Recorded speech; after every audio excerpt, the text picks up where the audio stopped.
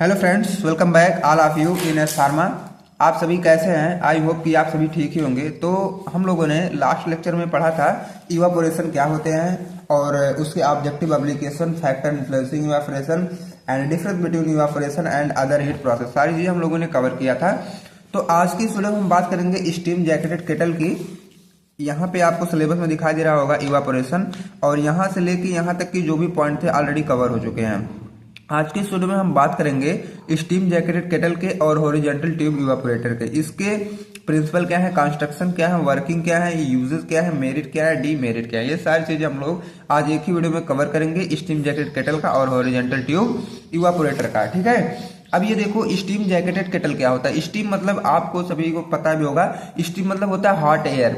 Jacketed का मतलब होता है ये कि जब कोई भी चीज, जैसे ये हॉट एयर यहाँ पे है, जब इसके नीचे से हम लोग इसको क्या है, हॉट एयर को कवर कर दे रहे हैं ना, इस कंडीशन को हम लोग बोलते हैं जैकेटेड। बाकी केटल का मतलब सभी लोग समझ रहे होंगे, एक पैन होता है। पैन का मतलब थोड़ा सा ये जानो, कटोरी की तरह होता है। और इसका जो दूसरा नाम होता है, इसका दूसरा नाम ही है इवापोरेटिंग पैन। अब देखो क्या होता है, इसका प्रिंसिपल की सबसे पहले हम बात करें। इसके प्रिंसिपल मतलब इसका सिद्धांत, ये वर्क कैसे करेगा।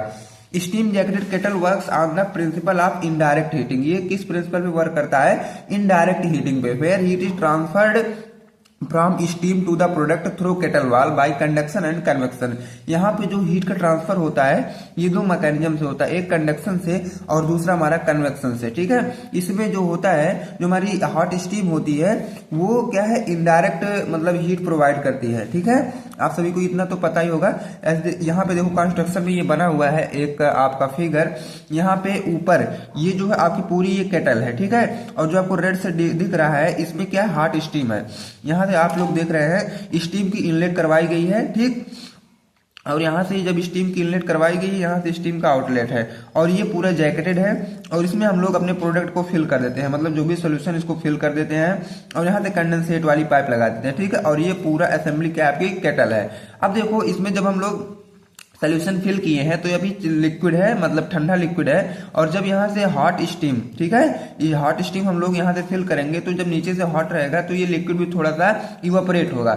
इवापोरेट का मतलब ये जो सॉल्वेंट हमारे वेपर बन के धीरे धीरे धीरे धीरे ऊपर जाने लगेंगे, और जो हमारा प्रोडक्ट होगा, मेन प्रोडक्ट होगा, उसको हम रिसीवर में हम लोग इसको कलेक्ट कर लेंगे। ठीक है, और आप लोग ये जानो कि ये जो हमारा इवापोरेटिंग पैन होता है ये थोड़ा सा रोटेट करता है। रोटेट का मतलब ये है, जैसे ये इस समय क्या है, मतलब इसका जो शेप है अभी देख रहे हो ना, कुछ इसी तरह दिखाई दे रहा है, लेकिन कुछ समय बाद इसको आप इसको रोटेट भी कर सकते हो। ऊपर वाला नीचे आएगा, नीचे वाला ऊपर भी आ सकता है। ठीक है, ये कंडीशन इसमें अप्लाई हो सकती है।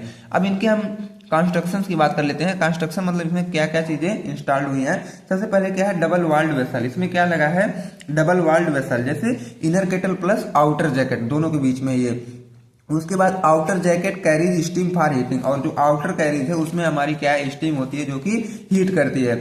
उसके बाद inner vessel hold the product, और जो इनर वेसल है ये प्रोडक्ट को होल्ड करके रखती हैं। उसके बाद steam inlet to allow steam inside the jacket, और जो ये स्टीम इनलेट वाला चैम्बर था ये अलाउ करती है कि स्टीम अंदर आए। स्टीम आउटलेट या condensate outlet to remove condensed water. Steam outlet या कंडेंसेट जो होता है, ये जो भी स्टीम आई है जो ये हॉट वाली, उसको क्या है, बाहर करने का हेल्प करता है। Pressure gauge to check steam pressure, और उसमें प्रेशर गेज भी प्रेजेंट होते हैं जो क्या करते हैं, स्टीम के प्रेशर को मेजर कर लेते हैं।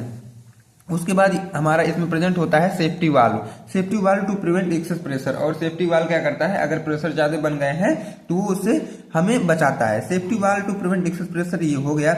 थर्मोमीटर फॉर टेम्परेचर मॉनिटरिंग, और ये थर्मामीटर में प्रेजेंट होता है, ये टेम्परेचर बता देता है कितना टेम्परेचर हुआ है। उसके बाद एजिटेटर जो कि ऑप्शनल होता है, अगर आपको यूनिफॉर्म मिक्सिंग करना है तो हम लोग इसमें एजिटेटर भी इंस्टॉल करते हैं। इसके बाद tilting machine to empty the product easily, और हमारी एक टिल्टिंग मशीन भी इसमें असेंबली में लगी होती है जो कि प्रोडक्ट को इजिली खाली करने में हेल्प करती है। टिल्टिंग मशीन मतलब जस्ट ड्यूटी को रोटेट कर देती है। ठीक है, एंड अब हम लोग नेक्स्ट में इसकी वर्किंग को देख लेते हैं। वर्किंग का मतलब ये है कि ये काम कैसे करता है, जो हमारी स्टीम जैकेट केटल है ये अपना वर्क कैसे करे। सबसे पहले steam enter the outer jacket, जो स्टीम हमारी होती है हॉट स्टीम, इसको हम लोग आउटर जैकेट की हेल्प से अंदर करेंगे स्टीम को। ठीक है, उसके बाद steam transfer its heat to the inner vessel, जब स्टीम अंदर जाएगी तो इनर वेसल को गर्म करेगी। उसके बाद product inside the kettle gate heated uniformly, और जो केटल में हम लोगों ने प्रोडक्ट रखा है वो धीरे धीरे गर्म होने लगेगा जब स्टीम उसके अंदर जाएगी तो।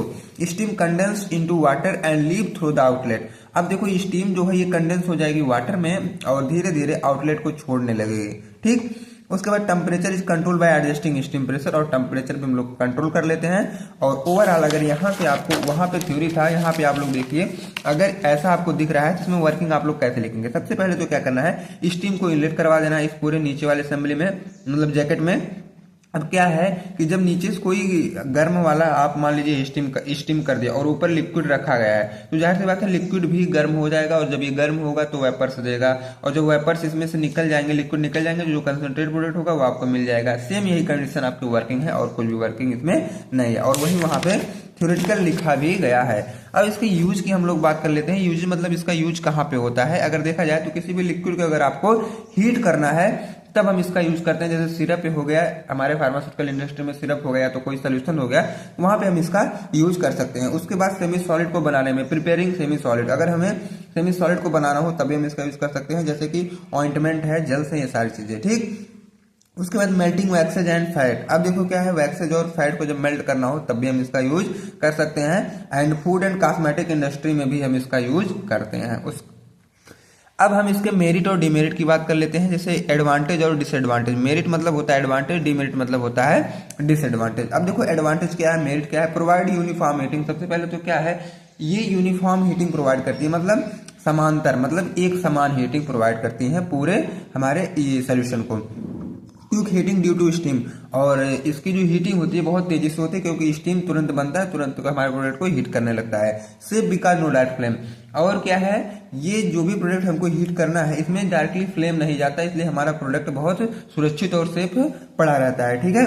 अब हम इसके डीमेरिट की बात कर लेते हैं। डीमेरिट मतलब डिसएडवांटेज की। सबसे पहली पॉइंट इसमें है रिक्वायर्ड से बॉयलर टू जनरेट स्टीम। यहाँ पे हमें एक बॉयलर चाहिए होता है ताकि स्टीम अच्छे से जनरेट हो सके, ठीक है, पहला डिसएडवांटेज हो गया। हाई मेंटेनेंस कॉस्ट, अब अगर ये कहीं अगर गड़बड़ हो जाती है मशीन, तो अगर आप इसको मेंटेन करवाने जा रहे हैं तो ज्यादा चार्ज लग सकता है। And not suitable for very high temperature operation, और कोई भी प्रोडक्ट अगर ज्यादा टेम्परेचर पे बॉयल हो रहा है तो उसके लिए ये सुटेबल नहीं है, ठीक है। एंड अब हम नेक्स्ट की बात करते हैं हॉरिजेंटल ट्यूब इवापोरेटर। अब देखो हॉरिजेंटल ट्यूब मतलब यहाँ पे आपको पता चल जाना चाहिए, ये पहली बात तो एक इवापोरेटर है, दूसरी बात क्या है, ट्यूब, इसमें ट्यूब लगी रहेंगी, और तीसरी बात क्या है, वो जो ट्यूब लगी रहेंगी वो हॉरिजेंटली रहेंगी, ठीक है, हॉरिजेंटली रहेंगी, ये हॉरिजेंटली रहेंगी ना कि वर्टिकल रहेंगे, ठीक है।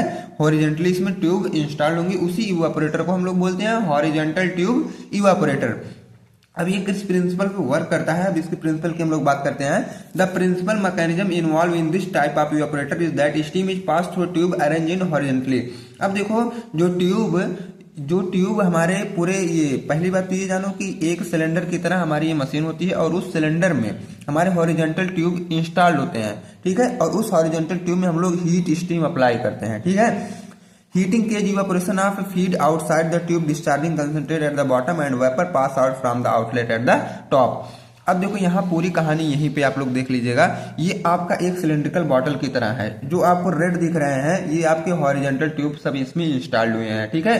और इधर से हम लोग स्टीम इंटर कर रहे हैं, स्टीम को मतलब हॉट स्टीम इंटर कर रहे हैं, और यहाँ से हमारा स्टीम आउट हो रहा है, ठीक। अब देखो क्या हो रहा है, यहाँ से हम लोग फीड भी इंटर कर दिए। फीड का मतलब जो हमारा लिक्विड इसको कंडेंस्ड करना है।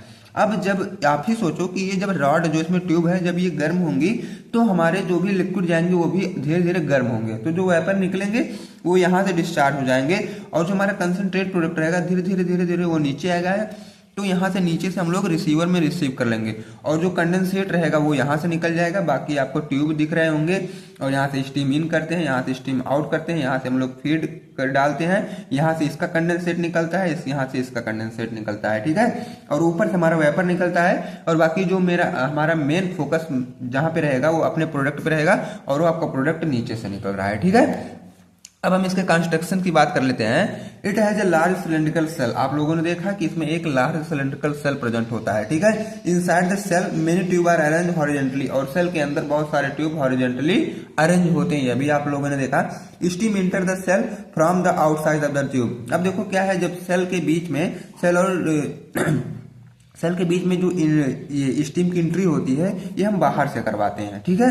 The liquid to be evaporated flow inside the tube, और जब लिक्विड ट्यूब के अंदर फ्लो करता है तो वो क्या है, गर्म हो जाता है, मतलब ये इवापोरेट होने लगता है। A vapour outlet is provide to remove the generated vapour, और जो एक वेपर आउटलेट होता है वहां से जो वेपर बन रहे हैं वो बाहर निकलते जाते हैं, ठीक है। एंड लास्ट में एक concentrate liquid outlet is present at the bottom, और बॉटम में हमारा जो एक कंसंट्रेट लिक्विड होता है वो आपको मिल जाता है, ठीक है। अब हम नेक्स्ट चीज की बात कर लेते हैं वर्किंग का। इसका वर्किंग क्या है, वर्किंग मतलब ये वर्क कैसे करता है। वर्किंग तो आप सभी को पता ही होगा, जस्ट अभी मैं बता ही दिया, बट अब थ्योरेटिकल देख लो आपको लिखना क्या है, ठीक है। स्टीम इंटर द सेल, सबसे पहले सेल के अंदर हम लोग स्टीम को एंट्री करवाएंगे and surrounds the horizontal tube, और हॉरिजॉन्टल ट्यूब को पूरी चारों तरफ से हम ये स्टीम भर देंगे।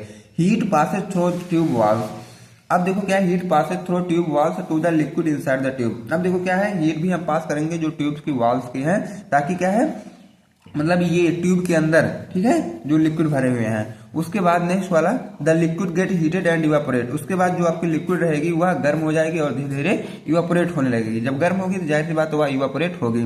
वेपर राइजर, जो उसमें ये वेपर बनेंगे वो ऊपर की तरफ जाएंगे and escape through the vapour outlet, और वेपर आउटलेट की हेल्प से वो बाहर भी निकल जाएंगे। उसके बाद the concentrated liquid move forward, और फिर क्या है, कंसंट्रेटेड जो लिक्विड रहेगी वो तुरंत रिटर्न हो जाएगी and comes out from the product outlet, और जो बॉटम में जो हमारा प्रोडक्ट आउटलेट लगा है, तुरंत जो कंसंट्रेटेड लिक्विड होगा वो रिसीवर में आके ये कलेक्ट होता रहेगा, ठीक है। यही इसकी वर्किंग है। एंड अब एप्लीकेशन की बात करें, मतलब यूज की बात करें, use for heat sensitive material, ऐसे मटेरियल के लिए हम इसको यूज करते हैं जो हीट सेंसिटिव हो। हीट सेंसिटिव का मतलब जैसे थोड़ा सा भी हीट देने पे अगर वह डिस्ट्रॉय हो रही है तब हम इसको यहाँ पे यूज कर सकते हैं, ये मशीन। उसके बाद फार्मास्यूटिकल एक्सट्रैक्ट निकालने के लिए भी हम इसका यूज करते हैं। उसके बाद डेयरी इंडस्ट्रीज में भी इसका यूज हम लोग करते हैं। अब इसके मेरिट की बात कर लेते हैं, मतलब एडवांटेज का। तो इजी टू ऑपरेट, हम लोग इसको आसानी से ऑपरेट कर सकते हैं, डिजाइनिंग इसकी सिंपल होती है। And good for low viscosity liquid, और लो विस्कोसिटी लिक्विड के लिए बहुत ही ये अच्छा होता है, ठीक है। अब हम आपसे नेक्स्ट मिलेंगे क्लिमिंग फिल्म इवापोरेटर और ट्रिपल इफेक्ट इवापोरेटर के साथ। जैसा कि आपको सिलेबस से फिर मैं इंट्रो करा दूं, मल्टीपल इफेक्ट इवापोरेटर इकोनॉमी और फोर्स सर्कुलेशन और फिल्म इवापोरेटर, जो भी बच रहा है नेक्स्ट वीडियो में कवर करेंगे। तो फ्रेंड्स, अगर चैनल पर आप पहली बार हैं तो वीडियो को लाइक और चैनल को सब्सक्राइब जरूर कर दें, ताकि नेक्स्ट वीडियो का इन्फॉर्मेशन सबसे पहले आप तक पहुंचे। Thanks for watching this video.